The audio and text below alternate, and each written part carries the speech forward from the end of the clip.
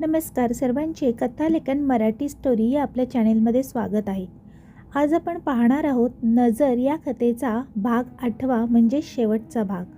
भाग 1 ते 7 सगळ्यांची डिस्क्रिप्शन बॉक्समध्ये लिंक दिलेली आहे, तिथे जाऊन तुम्ही चेक करू शकता. आता वळूया आपण आपल्या शेवटच्या भागाकडे. मागच्या भागात आपण पाहिलं की दीप्तीच्या पायाला जखम होते. दीप्तीच्या पायाची जखम थोडी जास्त होती, त्यामुळे तिला चालता येत नव्हतं. साई दिवसभर तिच्यासोबत राहून तिची काळजी घेत होता. तिला बेडवरून खाली उतरूही तो देत नव्हता. दीप्तीला आज सकाळी झालेला सगळा प्रकार आणि त्यानंतर साईला ती हे काही बोलली नव्हती त्याचं वाईट वाटत होतं. तिला साईकडून माफी मागायची होती. साई इतकं तिला जपत आहे आणि तरीही तिच्या मनात नको तो संशय आला म्हणून तिला त्रास होत होता. साई, इकडे ये ना, दीप्ती त्याला बोलावते. काय ग, काय पाहिजे का, साई तिला विचारतो. नाही, मला सॉरी बोलायचं आहे. मी आज सकाळी जे काही बोलले वागले त्याचं मला खूप वाईट वाटतंय. पण काय करू, परिस्थिती समोर अशी होती की काय खरं काय खोटं हे कळत नव्हतं आणि म्हणून मग मी रागात तुला बोलली. सॉरी ना, मला माफ कर. दीप्ती कान धरून त्याला सॉरी बोलत होती.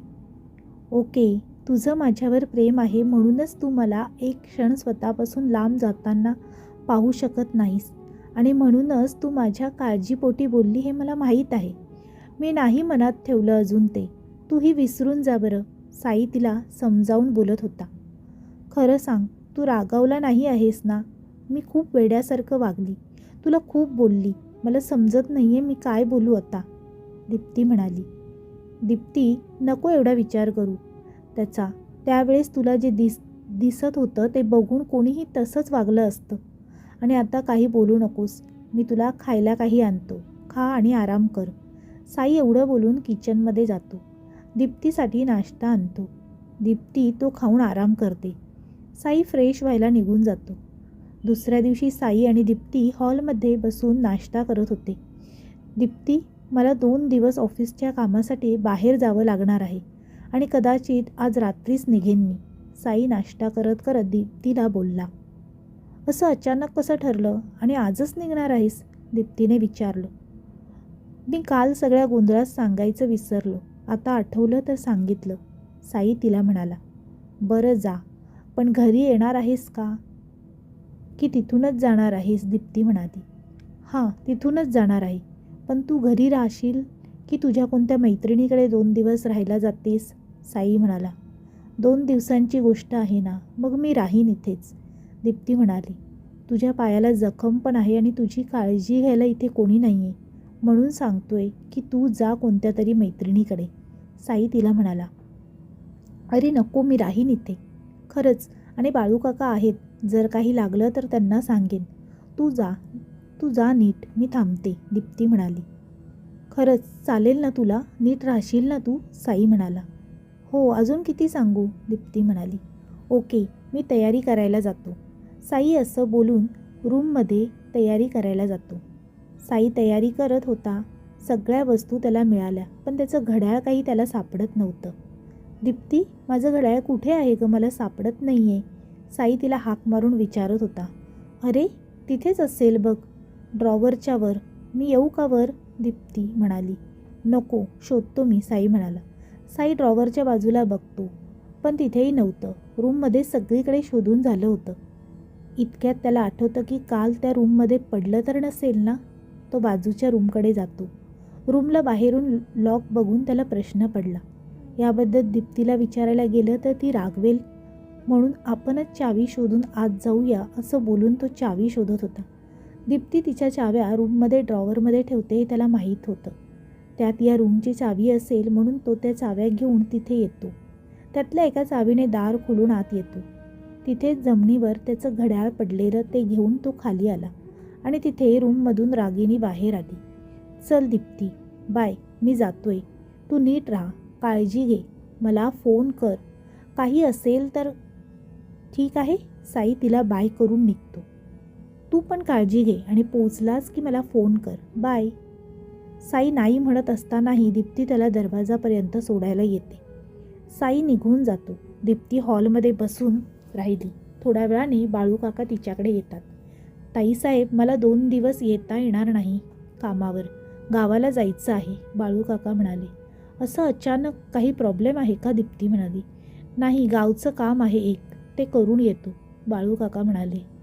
हां चालेल, कधी निघताय? दीप्ती म्हणाली. आज रात्री, बाळूकाका म्हणाले.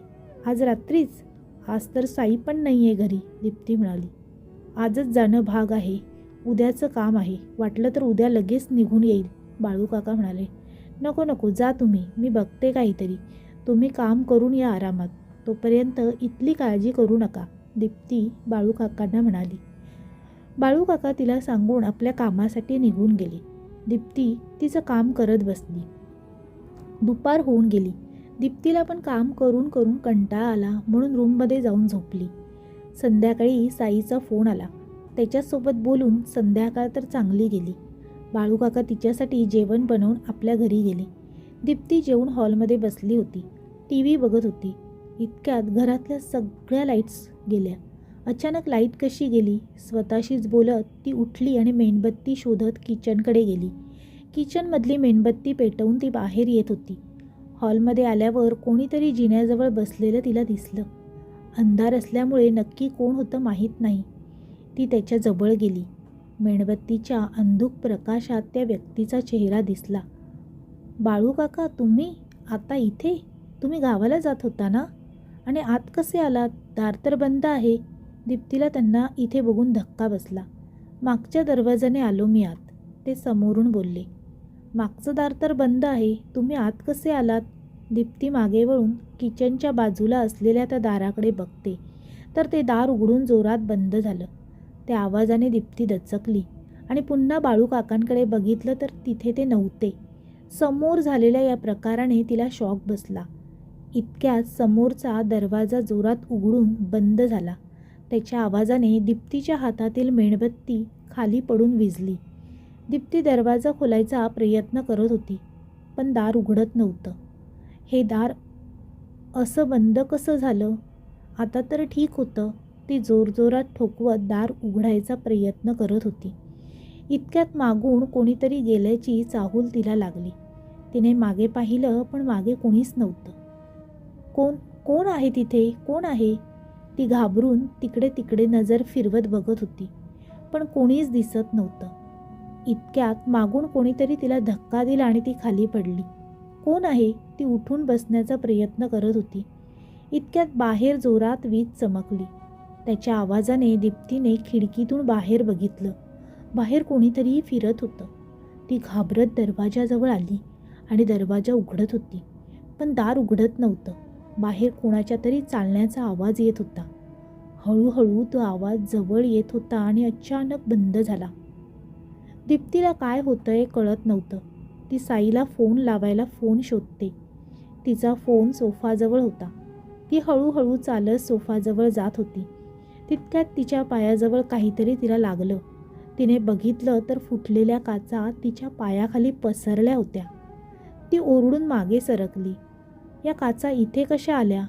त्यातून वाट काढत ती सोफ्याजवळ गेली. फोन घेऊन साईला फोन लावत होती, पण त्याचा फोन बंद होता. काय करावं कळत नव्हतं. तिने मोबाईलची लाईट चालू करून आपल्या रूममध्ये जात होती. इतक्यात ती कशाला तरी आपटून खाली पडली. जिन्याचा आधार घेत सावरलं स्वतःला आणि वर बघितलं तर तिथे एक बाई फासावर लटकली होती. ते बघून दीप्ती जोरात किंचाळली. त्या बाईचं शरीर पूर्ण सफेद पडलं होतं. काळ्या रंगाची साडी तिच्या अंगावर होती आणि केस चेहऱ्यावर आले होते.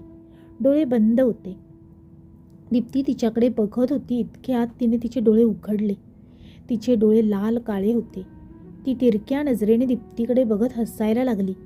तिचं हसणं तिच्यासारखंच भयंकर होतं. दीप्ती एकटक तिच्याकडेच बघत होती. हळूच कोणीतरी तिचा पाय खेचून ओढलं. ती जिन्यावरून खाली पडली आणि तिच्या हाताला पायाला लागलं. वर लटकलेली बाई तिच्यावर येऊन बसली. कोण आहेस तू? सोड मला, वाचवा. दीप्ती तिच्यापासून सोडवायचा प्रयत्न करत होती. कोणी नाही येणार आहे तुला वाचवायला. मला बंद करायला प्रयत्न केलेलास ना? आता तुला मारून नंतर तुझ्या नवऱ्यालाही मारून टाकेन. वर बघ, ती दीप्तीला बोलली. दीप्ती वर बघते. त्या रूमकडे तिचं लक्ष जातं. ती रूम उघडली होती आणि त्या रूममधून उजेड बाहेर येत होता. पुन्हा ती गायब झाली. दीप्ती इकडे तिकडे बघत होती. ती रूम कशी उघडली ते माहीत नव्हतं, पण आता एकटीच रागिणीच्या तावडीत सापडली होती ती. रागिणी तिला सोडणार नव्हती.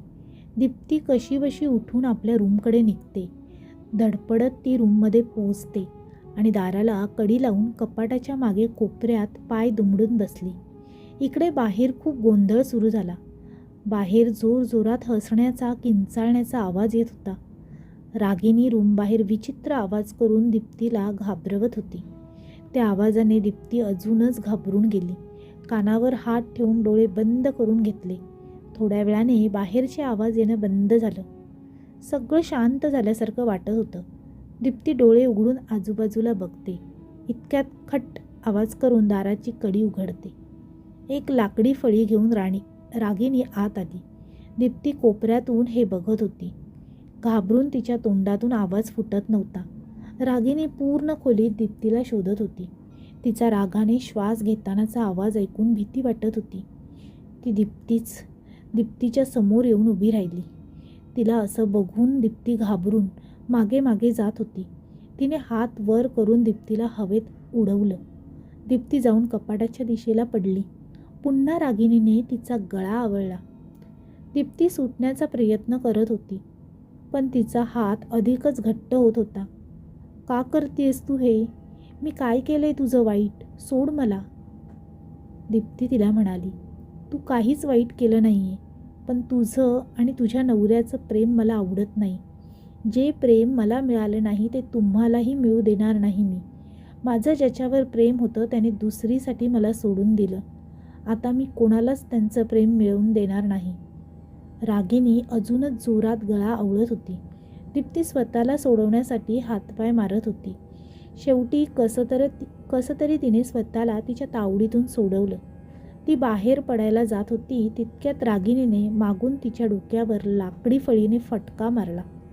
त्यातूनच दीप्ती तिथेच बेशुद्ध पडली. दीप्ती उठ. दीप्ती काय झालंय? दीप्ती उठ ना. साई दीप्तीच्या बाजूला बसून दीप्तीला उठवत होता.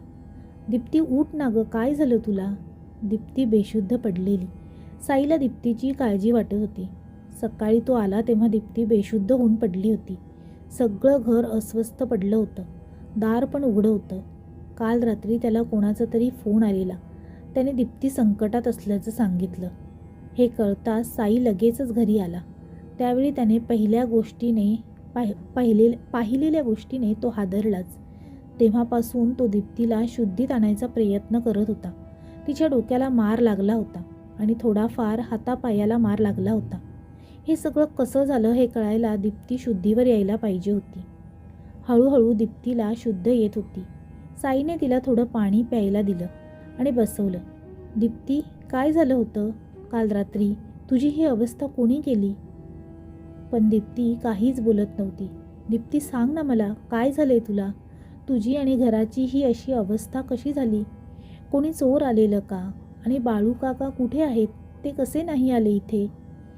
काल रात्री खूप भयंकर गोष्ट घडली. ती रागिणी माझा जीव घ्यायला आलेली. मी बाहेर जायचा प्रयत्न करत होती, पण तिने सर्व खिडक्या बंद करून ठेवलेलं. मी इथे आले लपायला तर ती इथे पण आली आणि मग माझ्या डोक्यावर घाव घातला आणि पुढे मला काहीच आठवत नाही आहे. दीप्ती घाबरत बोलत होती. रागिणी, ती इथे कशी काय? आणि तुझ्यावर हल्ला केला म्हणजे? आणि तू एकटी कशी काय? बाळू काका इथे थांबणार होते ना? साई तिला विचारत होता. ते गावी गेले, त्यांचं काही काम होतं आणि ती रागिणीच होती त्या खोलीतील. ती तुला पण मारणार आहे. तू इथे का आलास? आपण आत्ताच इथून निघून जाऊयात, चल. दीप्ती कालच्या प्रकाराने घाबरून बडबडत होती. दीप्ती, अगं शांत हो. आपण जाऊया इथून लवकरात लवकर. मला तुला आता या अवस्थेत पाहवत नाही आहे. तुला इथे त्रास होतोय तर आपण दुसरीकडे राहायला जाऊया. आता पड तू, मी आलोच. साईला तिची अवस्था पाहवत नव्हती. इथून निघून जायचं त्याच्या डोक्यात चालू होतं आणि त्याचीच तयारी तो करत होता. दीप्ती दिवसभर रूममध्येच होती. कालच्या प्रसंगाने ती घाबरली होती. काल रागिणी तिचा जीव घेणारच होती, पण त्याने का जिवंत सोडलं? तिने का तिला जिवंत सोडलं? तिच्या मनात आलं असतं तर एका क्षणात संपवलं असतं. मग का? दीप्ती हा विचार करत असते. इतक्यात साई तिथे येतो. दीप्ती, आराम कर ना, आपण उद्याच दुसरीकडे राहायला जाऊया. मी सगळी व्यवस्था केली आहे. आजचा दिवस फक्त इथे राहायचंय बस. करते आराम. पण आपण उद्या का जातोय? आजच जाऊया. मला इथे भीती वाटते. काल रागिनी माझा जीव घेणार होती आणि तिने तुला काही करायच्या आधी इथून निघून जाऊया, दीप्ती त्याला बोलत होती. दीप्ती, जाऊया बोललोय ना, आजच लगेच नाही जाता येणार. नाहीतर आत्ताच घेऊन गेलो असतो. आजच्या दिवस थांब, साई तिला समजावतो. घाबरत घाबरत तो दिवस दीप्ती कसा तरी काढते. पण रात्र झाली तेव्हा तिला पुन्हा भीती वाटू लागली. कालचा प्रसंग डोळ्यासमोर उभा राहून ती पुन्हा पुन्हा घाबरत होती. बाळूकाका इथे नव्हते म्हणून साई त्यांच्यासाठी जेवायला बनवतो. जेवून दोघे झोपतात. दीप्तीला भीती वाटत होती म्हणून लाईट चालू ठेवूनच झोपलेली. रात्री दीप्तीला तहान लागली म्हणून ती उठली. पण रूममध्ये पाणी नव्हतं. पाणी घ्यायला ती किचनमध्ये जाते. किचनमधून बाहेर आल्यावर तिला दरवाजा उघडा दिसला आणि दरवाजा समोर साई बाहेर बघत होता. ती त्याच्याकडे गेली आणि त्याला विचारलं, साई, तू इथे काय करतोयस? मला हाक द्यायची ना. दीप्ती, आपण इथून उद्या निघून जाणार आहोत. तो तिच्याकडे न बघताच बोलत होता. हां, माहिती आहे मला, पण तू इथे का आलास? दीप्ती त्याच्या समोर जातच होती. इतक्यात त्यांच्या रूममधून तिला साईचा आवाज आला. त्याने मागे बघितलं आणि पुन्हा समोर पाहिलं. तिथून साई गायब होता आणि दार बंद झालं. घाबरून दीप्तीच्या हातातल्या पाण्याचा ग्लास खाली पडला. ती पळत रूमकडे निघाली. रूममध्ये साई हवेत उडत होता. समोर रागिनी बसली होती. दीप्ती साईला वाचवायला जाते पण रागिनी तिला उचलून मागे टाकते. दीप्ती साईजवळ जाण्याचा जितका प्रयत्न करायची, रागिनी तिला मागे पाडत होती. रागिनी उठून त्या आरशात जाऊ लागते. सोबत साईला पण आपल्या सोबत नेते. आता जर साई त्या आरशात गेला तर तो कधीच आपल्याला मिळणार नाही हे दीप्तीला माहीत होतं. ती साईला तिच्यापासून सोडवत होती. रागिनी आरशातून दीप्तीला बघत होती. ती आता साईला आत ओढत होती. साई दीप्तीला वाचवायला सांगत होता. दीप्ती इकडे तिकडे काही मदत मिळते का बघते. ती बाजूची फुलदाणी तिच्या हातात सापडते. रागिनी साईला आत घेणारच होती. इतक्यात दीप्तीने ती फुलदाणी आरशावर फेकली. आरशाचे तुकडे झाले आणि साई वाचला. तो जमिनीवर पडला. दीप्तीने त्याला उचलून बाहेर आणलं. लवकरात लवकर या घरातून बाहेर पडायचं होतं. दीप्ती जिन्यातून खाली आली. दरवाजाजवळ पोहोचणार इतक्यात रागिनी मागून साईच्या गळ्याला आपल्या हाताच्या पंजाने पकडून जोरात मागे ओढते. साई जोरात ओरडतो. दीप्ती साईला असं बघून घाबरते. रागिनी साईचा गळा तिच्या धारदार नखांनी आवळत होती. तिची नखं त्याच्या मानेत घुसून रक्त येऊ लागलं. दीप्ती रागिनीला त्याला सोडायला सांगत होती. रागिनी, सोड त्याला, प्लीज सोड त्याला. तू माझा जीव घे पण त्याला सोड. रागिनीने दीप्तीला दूर भिरकावलं. दीप्ती मागे भिंतीवर जाऊन आपटली. ती पुन्हा उठून साईला सोडवायला गेली. रागिनी, सोड त्याला. का हे सगळं करतेस? आम्ही काय वाईट केलंय तुझं? तू मला मार पण साईला सोड. काल तुला जिवंत का सोडलं माहीत आहे? तुझ्या नवऱ्याला तुझ्या डोळ्यासमोर मारायचं आहे मला. तुला एका झटक्यात मारेन, पण जर आधी तुझ्या नवऱ्याला मारलं की तू तडफडत मरशील आणि मला आनंद मिळेल. रागिनी तिच्याकडे बघत हसत होती. रागिनी, काल मी घाबरली, पण आज जर साईवर काही संकट आलं तर मी घाबरणार नाही. साईला वाचवण्यासाठी मी कोणत्याही संकटाशी लढायला तयार आहे. आमचं प्रेम आम्हाला या संकटातून बाहेर काढेल. दीप्ती पण आता लढायला तयार झाली. तिला काहीही करून साईला सोडवायचं होतं. तिचं लक्ष देवाऱ्यात गेलं. त्यातला अंगारा तिने रागिनीवर टाकला. रागिनीची साईवरची पकड सैल झाली. दीप्ती लगेचच साईला पकडून बाहेर निघाली. यावेळी रागिनी त्यांच्या आणि दरवाजाच्या मध्ये उभी होती. तिला असं समोर बघून दीप्ती साईला आपल्या मागे घेते. रागिनी एक चाकू साईच्या दिशेने फेकते. त्याला वाचवण्यासाठी दीप्ती त्याच्यामध्ये येते. चाकू दीप्तीच्या पोटात घुसून गेला. दीप्ती, साई जोरात ओरडतो. दीप्ती, नको सोडून जाऊ मला दीप्ती. इतक्यात रागिनीने साईवर वार केला. साई तिथेच कोसळला. साई, दीप्ती अडखळत साईला हाक मारते. साई दीप्तीच्या बाजूला पडला. साई, मी नाही वाचवू शकली तुला. आणि दीप्ती तिचे श्वास सोडते. दुसऱ्या दिवशी बाळूकाका घरचं दार उघडं बघून आत येतात. समोरचं दृश्य बघून ते घाबरले. दीप्ती आणि साई रक्ताच्या थारोळ्यात पडलेले, एकमेकांच्या मिठीत पडून त्यांचा एक हात घराच्या उंबरठ्यावर पडलेला. दोघेही घरातून बाहेर पडायला सफळ झालेले, पण त्याआधीच त्यांचा जीव गेला. आणि ही कथा इथेच संपली. जर ही कथा आवडली असेल तर तुमच्या मित्रपरिवारासोबत शेअर करायला विसरू नका आणि कमेंटद्वारे नक्की कळवा की कथा कशी वाटली. कथा आवडली असेल तर कथेला लाईक आणि शेअर करा. त्याचप्रमाणे कथालेखन हा चॅनेल आवडला असेल तर चॅनेलला सबस्क्राईब करायला विसरू नका. पुन्हा भेटूया अशीच नवीन कथा घेऊन. तोपर्यंत सर्वांना धन्यवाद. Bye bye.